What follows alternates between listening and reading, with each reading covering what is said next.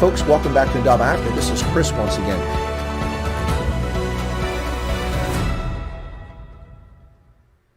Hello, folks, and welcome back to Chris Wyatt Africa for continuing coverage of South Africa's 2021 municipal elections.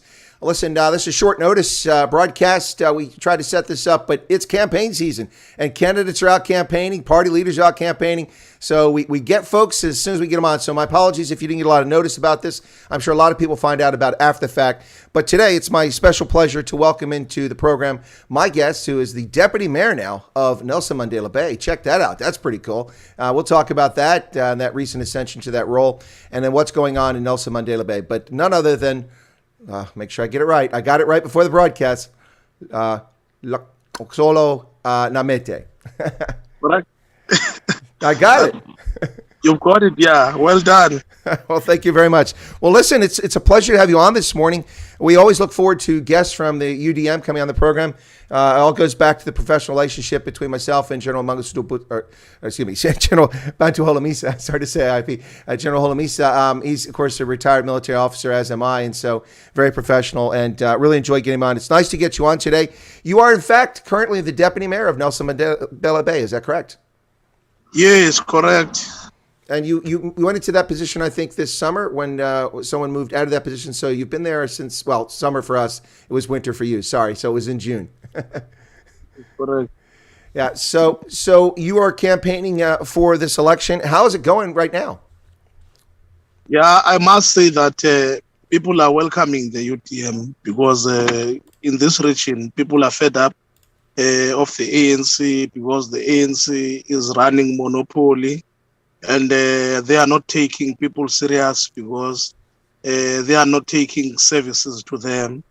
Now they want, or they see UDM as the alternative party, which they believe and they have hope that it will better their lives and it will bring much services to them.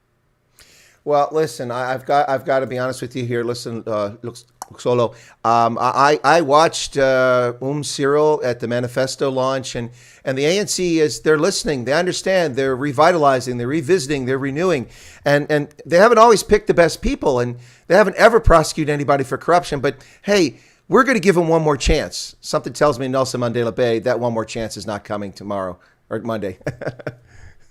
Yes, I understand where you are talking from because ANC is a big party, but if you can go here in the ground, you will understand that really people are fed up.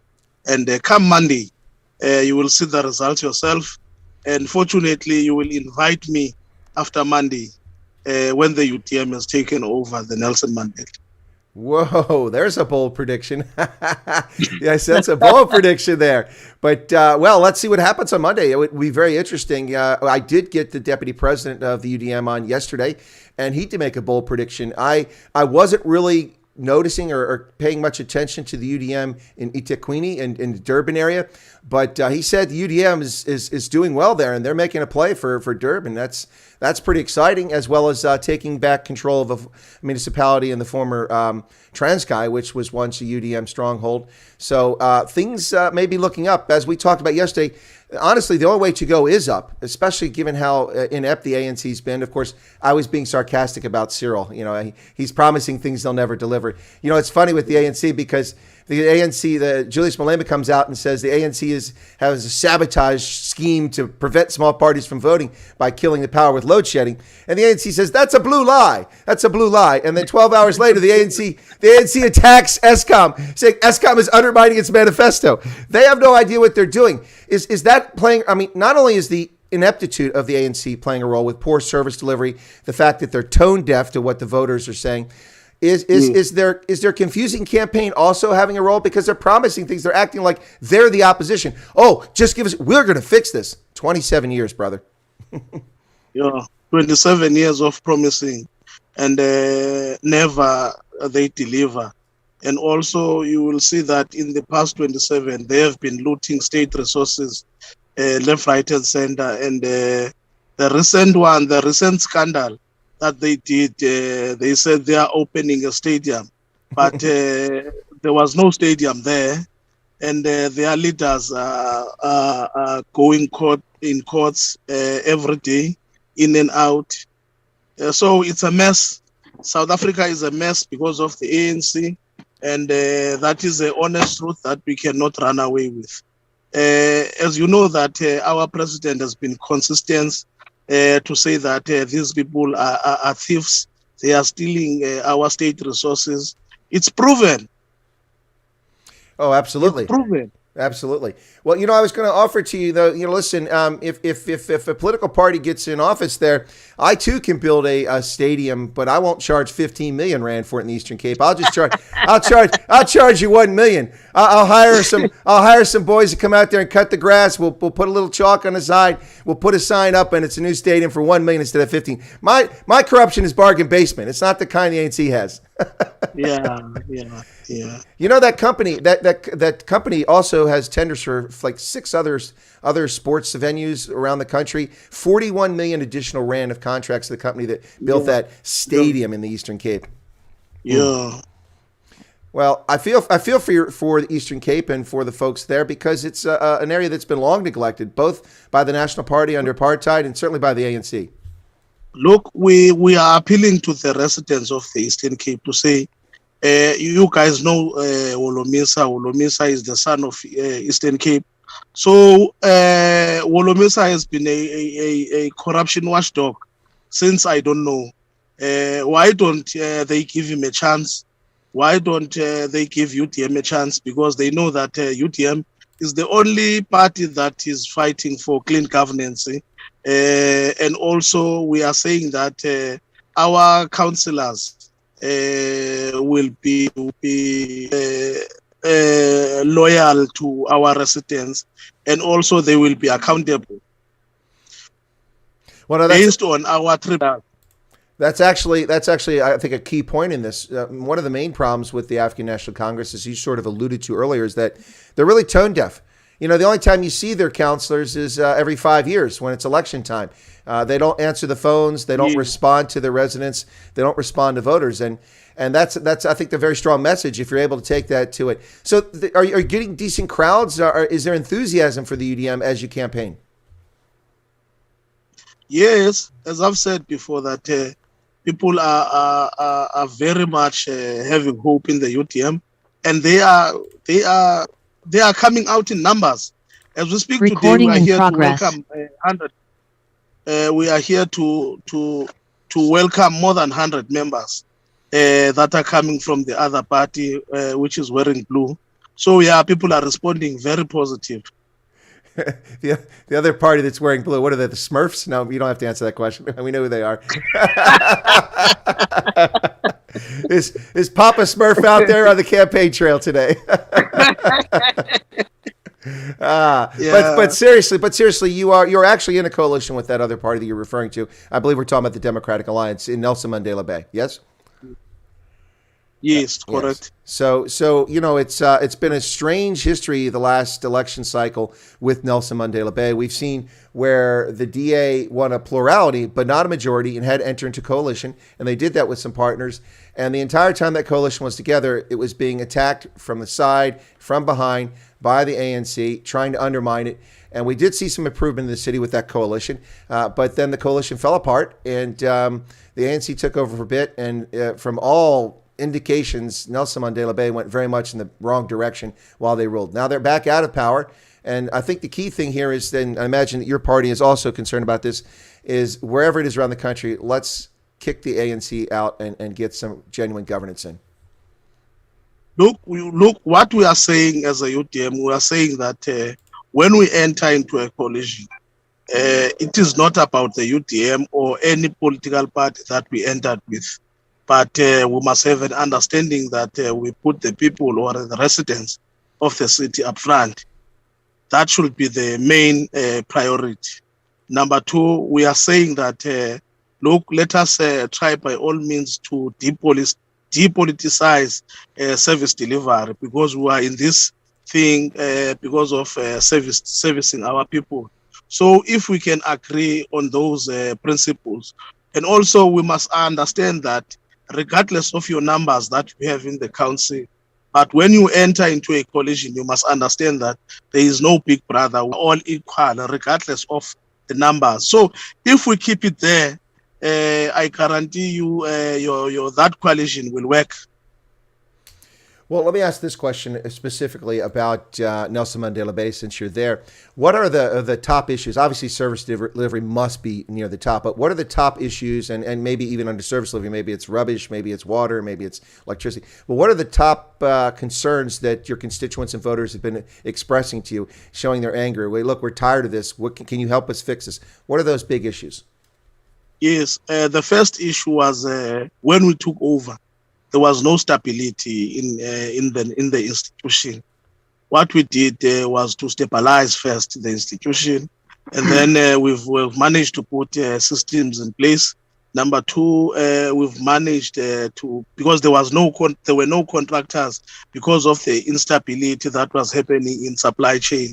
So what we did immediately after we have managed to stabilize the institution, we've put contracts in place because it was dark in Nelson Mandela. We've managed to electrify 85% of the informal settlement. And what we did was to formalize or to recognize these informal settlement that we have. And also the tarring of the road, potholes were the main issues as we speak. The city is under construction, and it was very dirty in the city. As we speak now, we are trying to clear all the illegal dumpings that were there, and also to change them into playing grounds. Number three, it's the unemployment rate. Unemployment rate in the city is very high. We are trying our best to push programs like EPWP, where people will get temporary jobs. And also we want to partner with private sector to be able to skill our people. And we partner with other private sector in terms of, because our infrastructure is very old. So some of the challenges like your water challenges and your electricity challenges are made of old or aged infrastructure.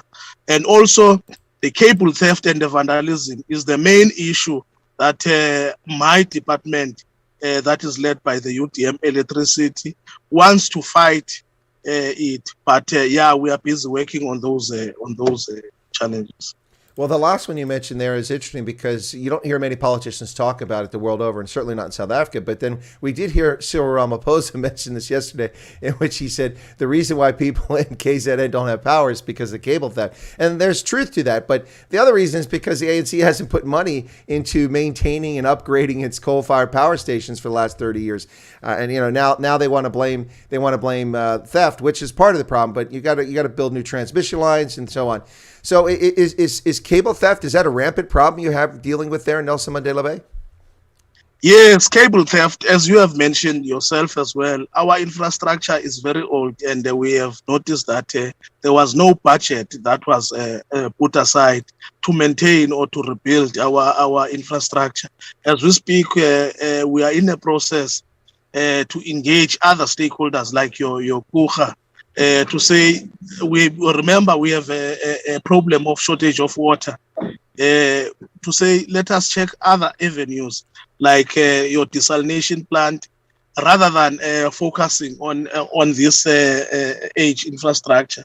So yeah, we are busy in talks with KUHA to say how can we fast track the issue of desalination plant.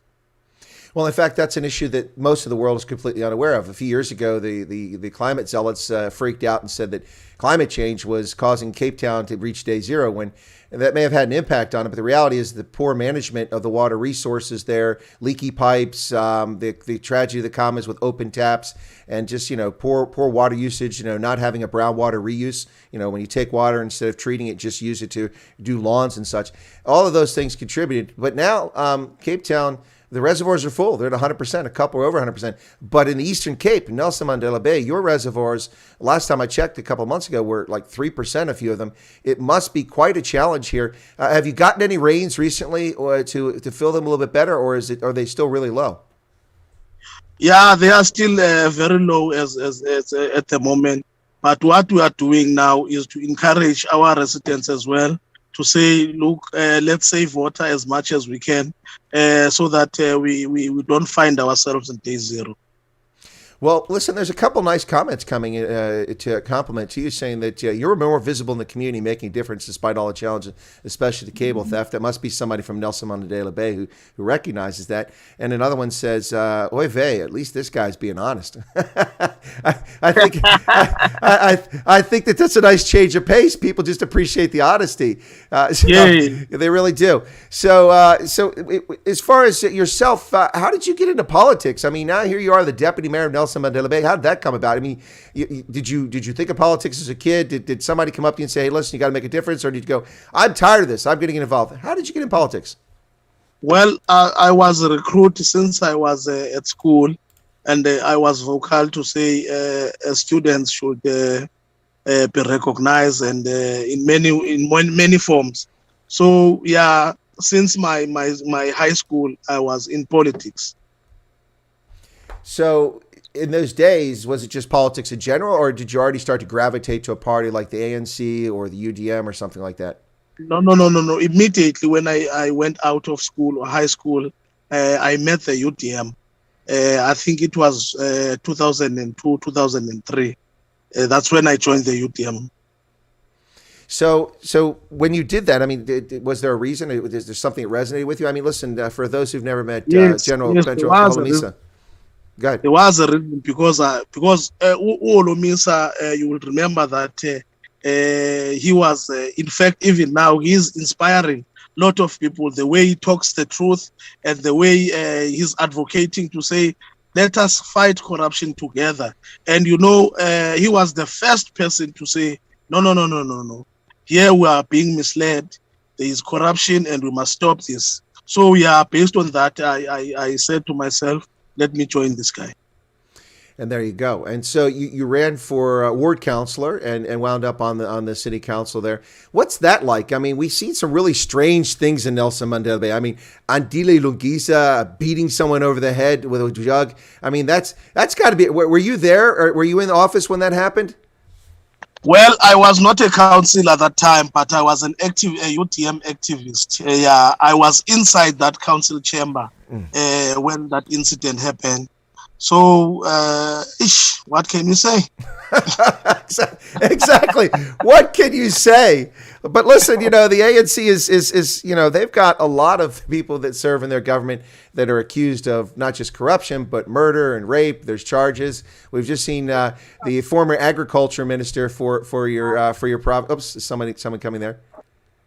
Do you need? Well, you will understand that these people are. I don't know whether the ANC is cursed or what, but it seems as if all of them, there's no one better than the other. Their leaders, once they reach that stage, they go in and out of courts.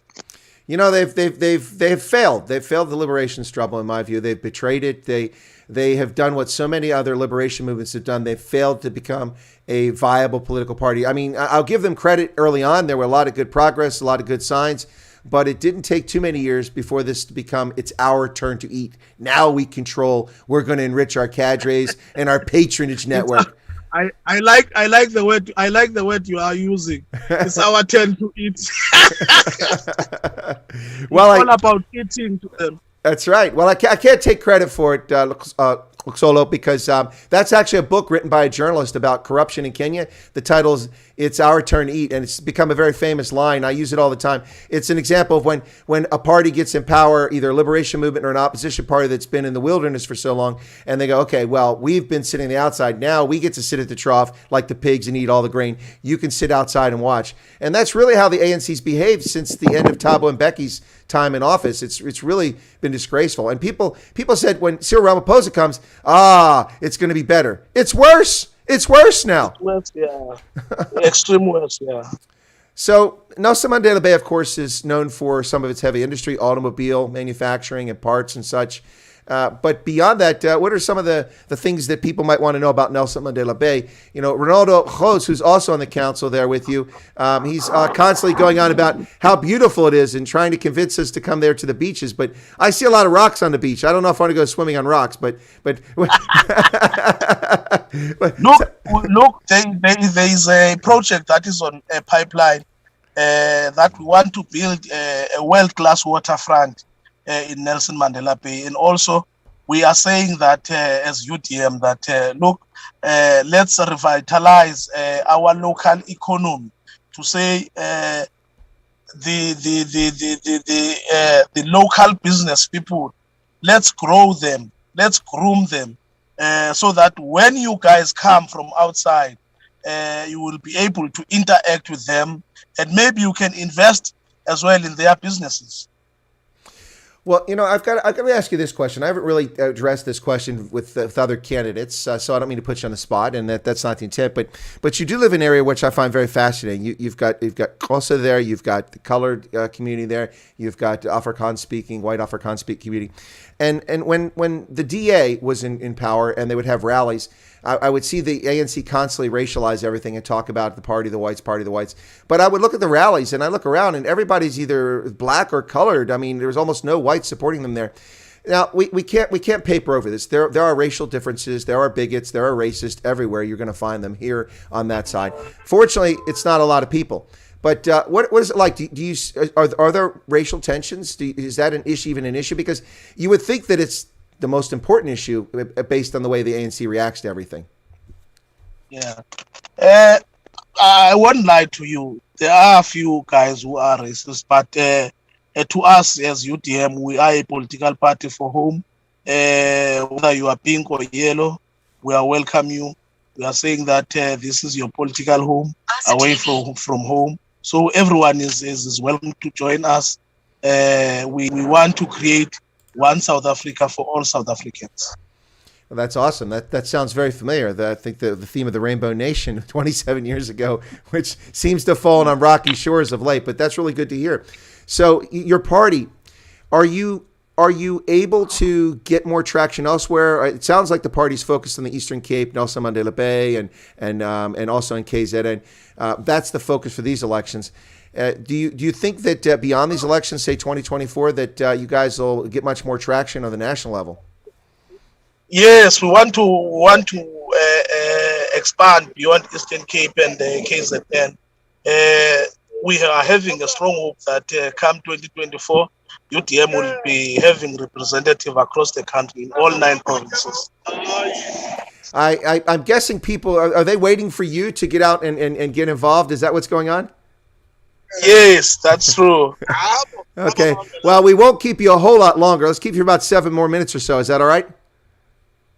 They are waiting for me, and okay. my PA now is all right. Well, that's pulling me out of the car. Okay, I have a feeling. Look, it's far more important for you to garner votes on the ground there, so that everybody can give the ANC a PK on Monday. So let's let you go, and I want to thank you for your time, and let me give you the chance to get the last word in here. If you want to give people a reason to come vote UDM, or tell them what's going on Monday. There is special voting on Saturday and Sunday for those unable to vote on Monday.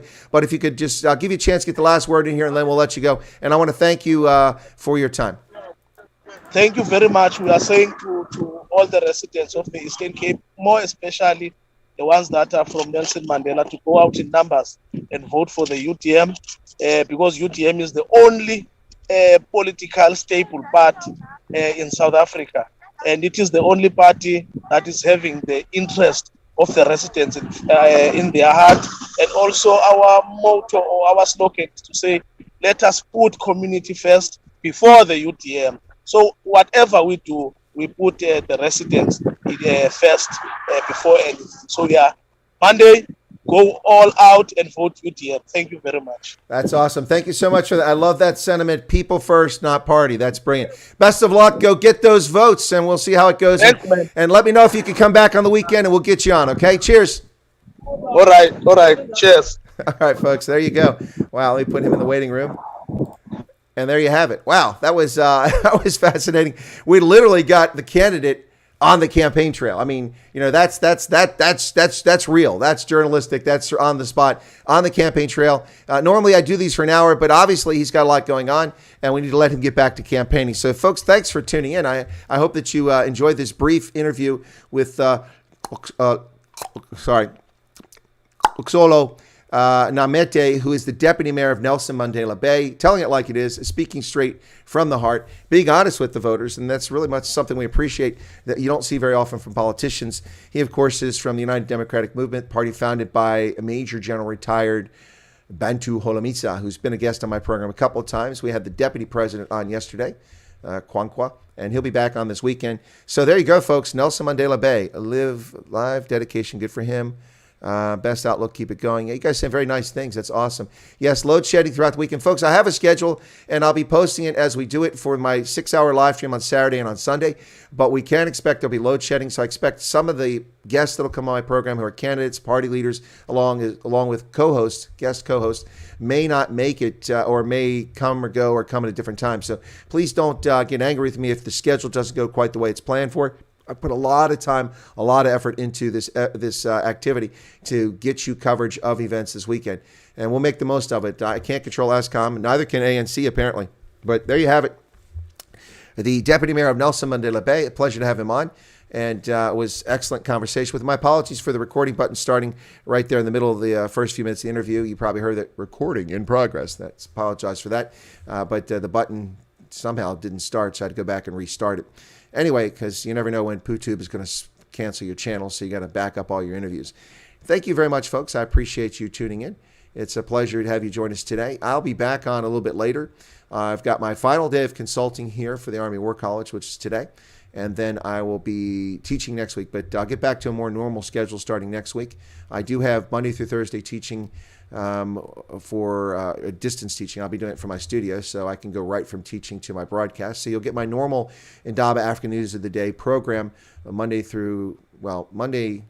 Wednesday, Thursday, Friday, Tuesday. I'll be at the polling station because we vote on the 2nd of November here, and I'm standing for office as a write-in candidate. So that's going to be happening. But then on Friday, I'll be part of a closed panel, which you won't be able to see at Witwatersrand, University of Witwatersrand. So I'll be involved in that. So it's a busy week still, but you'll get back to some more semblance of order with my broadcast. Thank you all for tuning in, and be alert for those short notice impromptu mobile broadcasts, which I've been doing, which I've been calling Indaba News in Brief. That'll be coming today as well. Looking forward to that. So thank you all so much. Thank you to my guest, Luxolo. Oh, I got it right on that time. Got it right on there. Namette. Luxolo Namette. Thank you so much for coming on, Deputy Mayor of Nelson Mandela Bay. And with that, folks, I'm going to end the stream right here. And thank you all so much for your time and for your consideration. Listen, ladies and gentlemen, Monday is an incredibly consequential day, or it could just be another day in South Africa's history. It's up to you. It's up to you.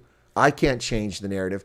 I can't change the trajectory. Only you can change South Africa's fate and its future. And right now, its fate is misery, depredation, suffering, racialization, impoverization. This is South Africa's path. It's the path it's on now. Only you can change that trajectory. And you have an opportunity. You live in a system that has not yet become so corrupted that you don't get a legitimate vote. Unfortunately, on my side of the Atlantic, that seems to be the case in some locales. But on your side of the Atlantic, you can still vote, and you have a chance to change the narrative on Monday. Go vote if you're one of the registered 26 million South African voters, and make a difference in the path, in the history of your country. It's your turn to do it. In the early 1990s, the white South African voters had a referendum, which essentially meant, should we end apartheid? That's not how it was worded, but that's essentially what the gist of it was. And 62% of white South Africans who voted said, yeah, we should end apartheid. They made a difference to South Africa's history. Some people might say it didn't go well, but let's be honest here. You couldn't continue on the trajectory where South Africa was headed at that time. It's not right to suppress people's liberties, their freedoms, their right to assemble, their right to seek redress, their right to education, their right to peaceful life. And that couldn't continue.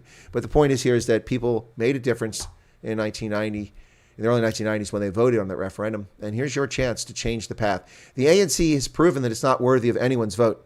I mean, look at this now. First off, they can't even get a message straight. They are attacked because Eskom is load shedding and they're blamed for it. So the response is, blue lie, that's untrue.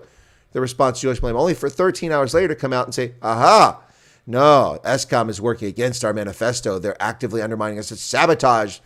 You run ESCOM.